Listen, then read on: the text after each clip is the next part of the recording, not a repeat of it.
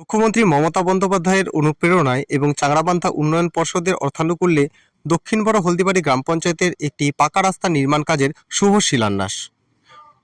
রবিবার এক অনুষ্ঠানের মাধ্যমে এই কাজের সূচনা করেন মেখলিগঞ্জের বিধায়ক পরেশচন্দ্র অধিকারী।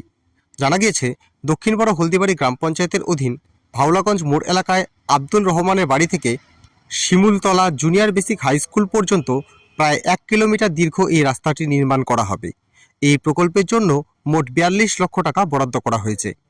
এদিনের শিলান্যাস অনুষ্ঠানে বিধায়ক ছাড়াও উপস্থিত ছিলেন হলদিবাড়ি পঞ্চায়েত সমিতির সভাপতি শৈলবালা রায়, বিশিষ্ট সমাজসেবী মানস রায় বসুনিয়া, লোকনাথ রায়, দক্ষিণ বড় হলদিবাড়ি গ্রাম পঞ্চায়েতের প্রধান প্রমীলা রায় বর্মন, পঞ্চায়েত সদস্য জয়গোবিন্দ বর্মন সহ অন্যান্যরা।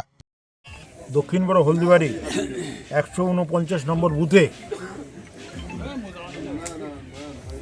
চারবান্ধা উন্নয়ন পর্ষদের ব্যবস্থাপনায় তাদের আর্থিক অনুকূল্যে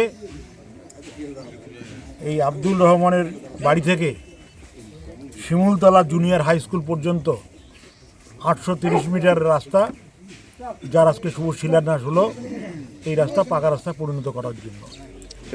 কত টাকা বরাদ্দ এটা? এখানকার চারবান্ধা উন্নয়ন পর্ষদ, আমাদের রাজ্যের মাননীয় মুখ্যমন্ত্রী, তিনি 42 লক্ষ টাকা অনুমোদন করেছেন এই রাস্তা পাকা করার জন্য। এই এলাকার দীর্ঘদিনের মানুষের দাবি, সেই দাবি আজ উদ্বোধনের মধ্য দিয়ে পূরণ হলো। এই এলাকাবাসী খুশি, আমরাও আনন্দিত যে দীর্ঘদিনের মানুষের যে দাবি ছিল এই রাস্তাটা, সেই রাস্তা আজ উদ্বোধনের মধ্য দিয়ে সেটা আজ মানুষের মধ্যে একটা উল্লাস আমরা দেখতে পাচ্ছি এই উদ্বোধনের মধ্য দিয়ে।